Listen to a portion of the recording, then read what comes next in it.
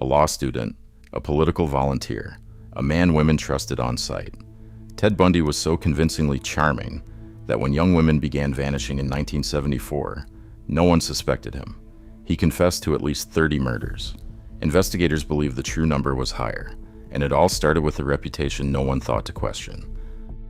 Theodore Robert Cowell was born on November 24, 1946, in a Burlington, Vermont home for unwed mothers. For years, family secrecy shaped his daily reality. He grew up in Philadelphia under the care of his maternal grandparents, led to believe his mother was his sister. After moving to Tacoma, Washington, he took his stepfather's surname, Bundy, and began building a public persona rooted in academic and civic achievement.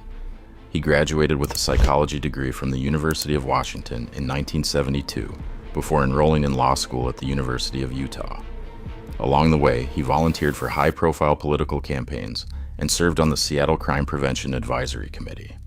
These credentials opened doors, granting him mainstream credibility. On January 4, 1974, 18-year-old Karen Sparks was assaulted in her bed in Seattle's University District. She survived the attack but suffered permanent brain damage. Weeks later, 21-year-old Linda Ann Healy vanished from her basement bedroom nearby.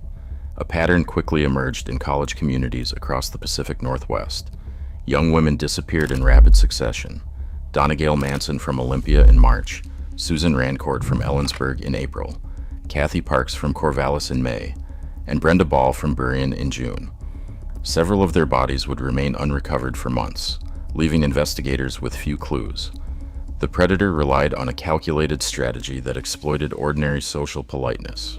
Witnesses later recalled a handsome, clean-cut young man wearing a plaster arm cast or a sling, struggling with physical tasks.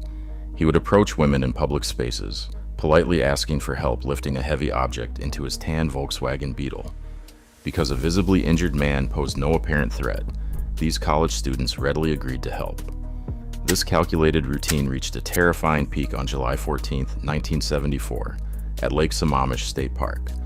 On a crowded summer afternoon, 23-year-old Janice Ott vanished after agreeing to help a man with his arm in a sling. 4 hours later, 19-year-old Denise Naslund disappeared from the same park. Witnesses reported seeing a man matching the same description, driving a metallic-colored Volkswagen Beetle, speaking with several other women that day. The remains of Ott and Naslund were found 2 months later on a hillside near Issaquah, confirming the existence of a systematic, highly mobile predator operating in broad daylight. On November 8, 1974, 18-year-old Carol Duranch was window shopping at a Utah mall when a man claiming to be a police detective approached her.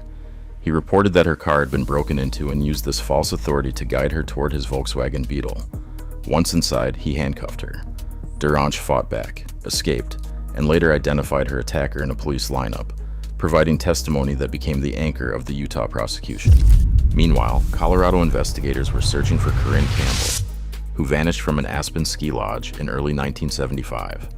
Yet during this period, police departments in Washington, Oregon, Utah, and Colorado rarely shared missing persons or homicide files.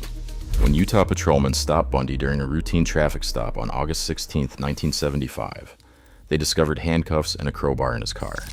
On March 1, 1976, a judge convicted Bundy of the Duranch kidnapping, sentencing him to up to 15 years and creating a temporary belief that the danger had been safely contained. In January 1977, Colorado authorities extradited Bundy to stand trial for Karen Campbell's murder. Because he chose to represent himself, the court allowed him to move around the courthouse without restraints. On June 7, 1977, during a recess at the Pitkin County Courthouse, Bundy jumped from a second-story window. He survived the fall and fled into the Aspen Mountains, evading capture for 6 days before police stopped him on Highway 82. Returned to custody at the Garfield County Jail, jailers received warnings about his escape plans, but failed to secure the facility. On December 30, 1977, Bundy exploited a loose ceiling panel in his cell, crawled through to the jailer's vacant apartment, changed into civilian clothes, and walked out the front door. Bundy fled south, capitalizing on the catastrophic breakdown in custody to reinvent himself in Florida.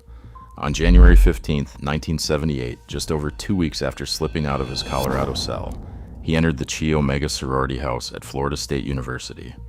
Inside, he murdered Margaret Bowman and Lisa Levy in their beds, and brutally assaulted 2 other sleeping residents.